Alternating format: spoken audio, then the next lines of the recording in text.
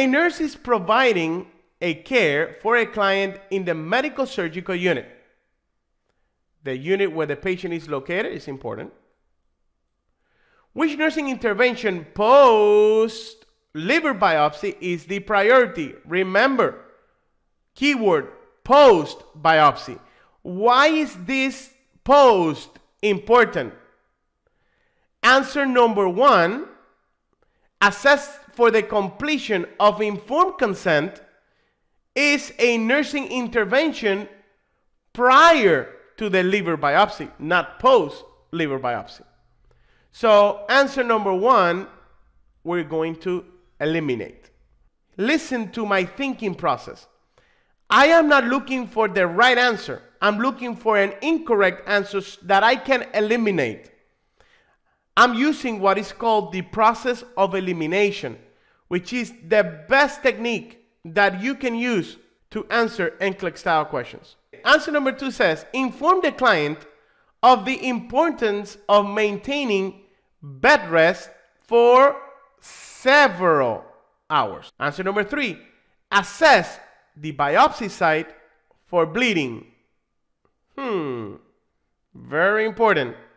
And answer number 4, position the client supine to prevent bleeding. Ding, ding, ding, ding, ding, ding, ding. Anytime you see a change in position in an NCLEX question or an NCLEX answer, you have to think about that position and determine, why would I put the patient in that position and how is it going to help? How is that position change going to help prevent or promote something? So you have to think, is supine position the right position post liver biopsy, and is it really going to prevent bleeding? So that is a very important question you need to ask yourself. So the answer is no, wrong.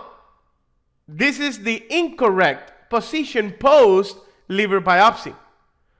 Why is it incorrect? Because the patient is positioned on the right side to prevent bleeding, not supine. So answer number 4, I can eliminate. So another answer that I can eliminate. Now we have 2 and 3. We have bed rest, that is important, and assessment. If you use the assessment versus implementation strategy, your answer is going to be answer number 3. Why? Why answer number 3? In this scenario, if you look at the stem of the question, there is no indication that the nurse has completed an assessment. And this does not look like an emergency.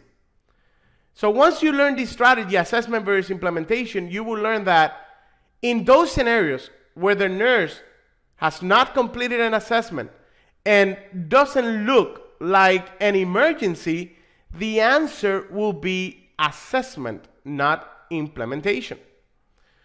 If you use Maslow's hierarchy of needs, answer number 2, it is bed rest. Bed rest is physiological.